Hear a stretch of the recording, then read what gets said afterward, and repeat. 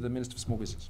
Thank you, Prime Minister. Small businesses are the backbone of the Australian economy, and nowhere is that more apparent than in regional communities. The cafe, the butcher, the baker, the sports shop, the corner shop, indeed the mechanic, they're all integral to not only the economic activity and employment in these small regional communities, but they're also critical to the social fabric of these communities. And last week, the Prime Minister, the Minister for Small Business and I sat down at a round table with representatives of the small business community. And we heard firsthand from them about their needs in the wake of these bushfires.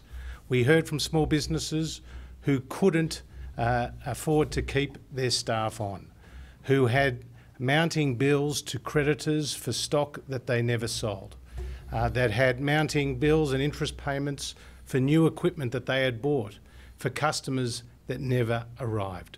So as the Prime Minister said, our priority is to ensure that these businesses remain viable and sustainable and can continue to be part of these communities well beyond the recovery period and well into the future.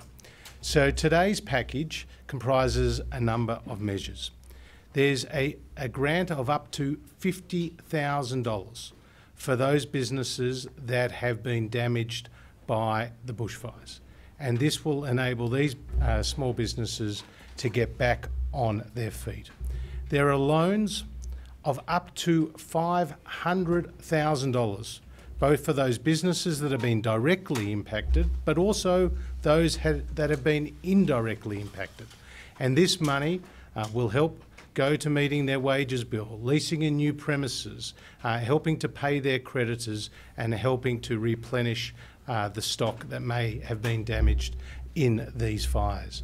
These loans will, as the Prime Minister said, be up to 10 years in duration. The first 2 years are interest-free. Thereafter, the interest rate will be at half the 10-year Commonwealth bond rate, which is at 0.8%.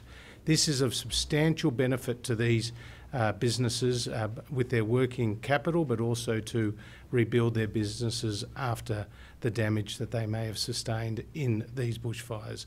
A third component relates to the tax measures that the Commissioner for Taxation is implementing. We've been in discussions with the ATO, and for small businesses, their quarterly BAS payments for the December quarter will now be due on May the 28th.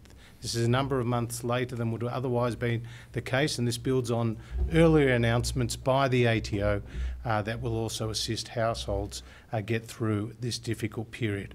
There's also going to be a small business hotline that will be established by the government and will be up and running by the end of this week.